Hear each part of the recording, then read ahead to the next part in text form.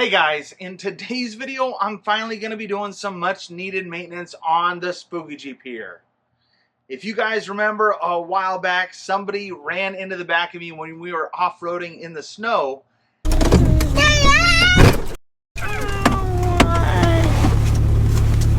you blow a gasket?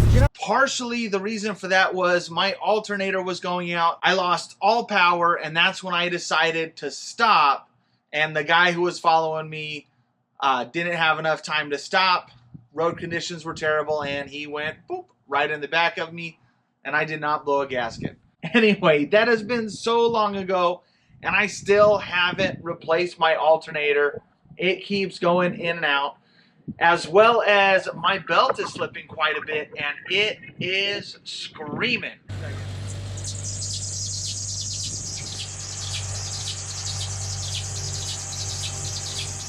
Yeah, I don't like the sound of that.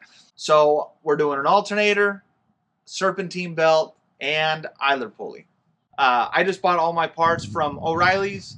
Anyway, let's go ahead and get started. So the first step before touching anything electrical is going to be to disconnect your battery.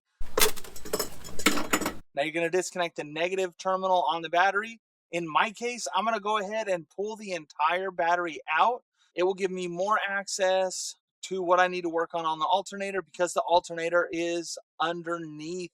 So rather than lay underneath it, it's a lot easier to reach in from the top, and I can do those things easier if the battery is completely removed. But remember, whenever you're working on the electrical, always disconnect your battery. So the next thing I'm going to do is remove the drive belt, and in order to do so, right here underneath the power steering pump, you will see your idler pulley. I'll show you more about it once I get it off. Right in the center of that pulley is a bolt. You want to go ahead and just loosen that up. And then right here on top, there is an adjustment. I do not know how well you can see down in there, but you can see right there is your idler pulley, and you want to loosen up that bolt right in the middle there. And then coming back over to here,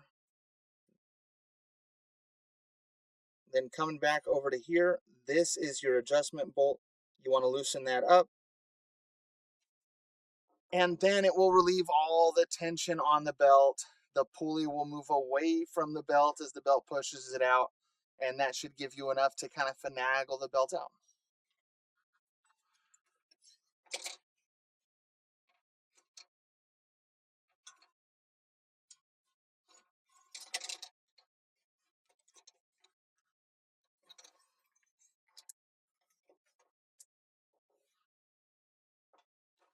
Voila!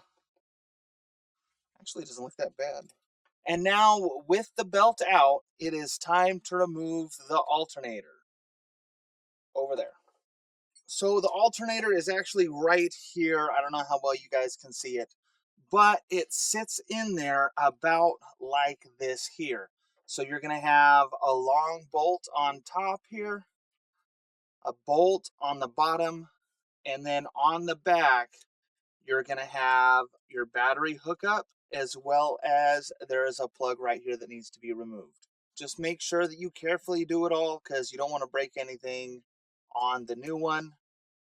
And I'm going to do my best not to break anything on the old one, because I had to pay a core charge that I got to go take it back for. All right, so look in here. Like I said, you got this bolt on top. I don't know how well you can see it, but this here is your wire coming from the battery. It just removes, and then down here, that one runs to that plug, which I'm going to have to lay underneath and try to finagle out. It is not cooperating. Somebody want to explain to me why this bolt is so tight? I was almost at the point where it can't be tight if it's liquid, because it didn't want to go. Once everything's loose, you want to be real gentle about it and beat on it till it comes out.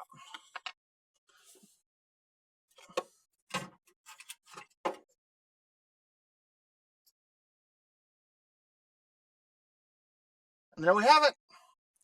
Now, before I get any further ahead, I'm going to go ahead and drive on over to O'Reilly's real quick and turn in my core, as well as pick up some vacuum fittings, because I noticed that I have some that are extremely deteriorated and I should replace them because I got a lot of vacuum leaks. On to O'Reilly's. So, because my life was getting extremely difficult fighting with this thing, I went ahead and just decided to completely remove the electric fan. It is what it is. It was kind of a pain in the butt to remove this too, because I don't want to remove other things I don't want to remove other things that are in the way of removing this. But with that removed, it makes things easier to remove our pulley. This here is the old pulley. Remember I was saying, I'll show you later. All right, so this is the bolt that you want to loosen to relieve the tension on your tensioner. So you loosen up this bolt here just a little bit, and then you start loosening up that tensioner bolt that I was showing you earlier. And to remove this completely, you just go ahead and remove this bolt completely. There's a spacer on the back, as well as a bushing that the bolt goes through on the pulley itself. And then to put it all back in, you just want to make sure that you reassemble it the way it came out and slap this in there. That's about it. Now I'm going to put this in there and leave it loose, then go ahead and put my new belts in here after I install the new alternator, obviously. So I'm going to go ahead and put this one in. All right, time to throw in the alternator. Now, when reinstalling the new alternator, this portion up here is your top. You've got this little sleeve right here, or this roll pin, or however you want to call it. This is not going to fit perfectly tight in the top. What you're going to do is you're going to put your bolt through, and as you tighten this down, it's going to push that sleeve through until it creates a nice tight fit, and that will be your upper one. So if it seems like it doesn't quite fit, just go ahead and tighten her on down, and that sleeve should slide forward and lock into place. So what I'm going to do is I'm going to get this up where it needs to go, get my top bolt started, and then line up my bottom bolt, crank it down, then attach all of my electrical from underneath.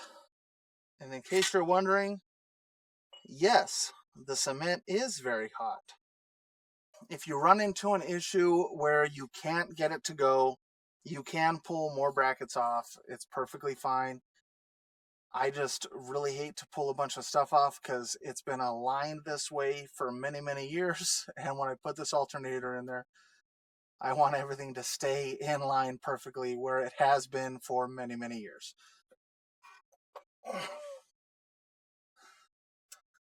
But what am I hitting? Ow! Also, metal is sharp. In case you didn't know that part, figured I'd fill you in on that one. This is the ramblings of an insane man. So I'm not fully tightening any of my bolts yet. I'm going to wait until all of my bolts are in where they need to go, start snugging things up, and then after everything's snug and everything's nice and where it needs to be, then I will start wrenching everything down super tight. Now, where your alternator attaches to the battery, that small post on the back, you do not want to over tighten it, but you also want it to be tight enough that it doesn't come loose.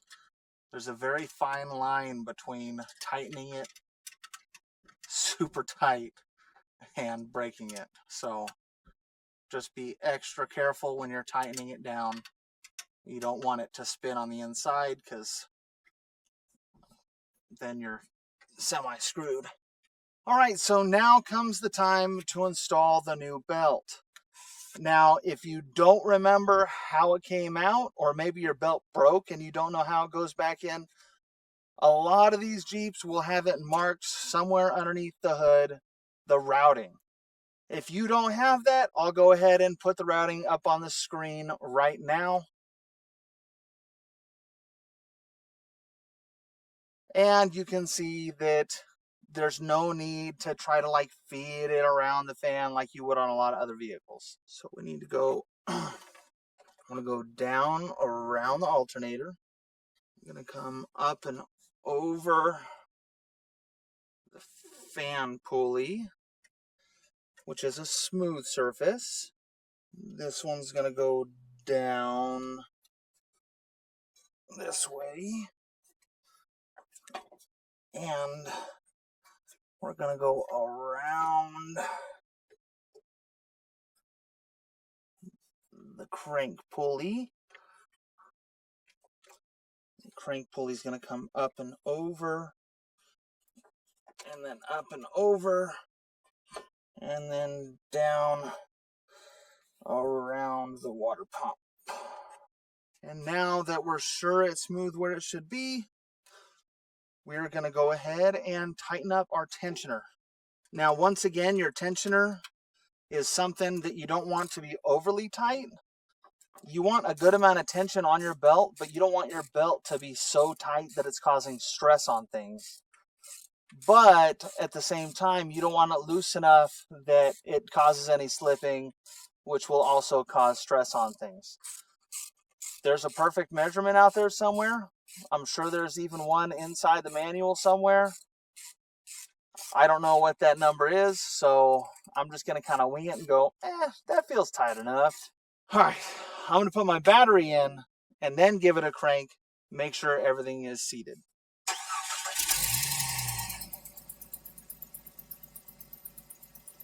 And after turning, I think I'm going to go ahead and tighten up my pulley just a little bit more. All right, we're all done. All the maintenance is taken care of. I'm charging properly, and I got rid of the belt squeal, and the new pulley is on there and nice and tight. When I first fired it up, I did have a little bit of squeaking. I shut everything off, rechecked my tension, tightened it up just a little bit more, started it, and now I don't have any squealing whatsoever, and I'm charging properly. Everything is a massive win for me. Anyway, that's going to be it for this video. If you liked it, make sure you give it a thumbs up. As always, don't forget to subscribe down there. You can check me out on Instagram at It's Project Venture, as well as the Tickety Talk at It's Project Venture. Here on my YouTube channel, I primarily focus on my Jeeps, but on my Instagram every once in a while, as well as my TikTok, you might see some other content. I don't post very often, but go ahead and check it out. Thanks for watching. I went ahead and just picked up all my parts from O'Reilly's. I really like O'Reilly's. It's not even local to me. I got to drive about 20 miles away. But I like O'Reilly's. So O'Reilly's, if you're watching this, sponsor me, because I get a lot of parts from you anyway. Yeah. All right, now it's time to dig out some tools.